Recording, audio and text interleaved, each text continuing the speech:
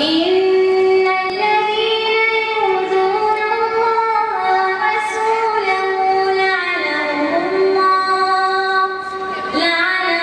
الله في الدنيا والآخرة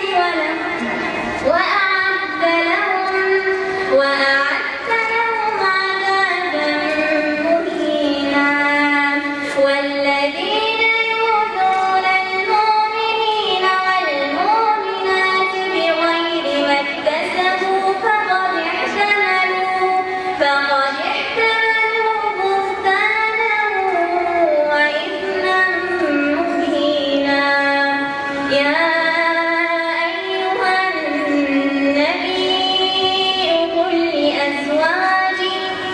لأزواجك وبناتك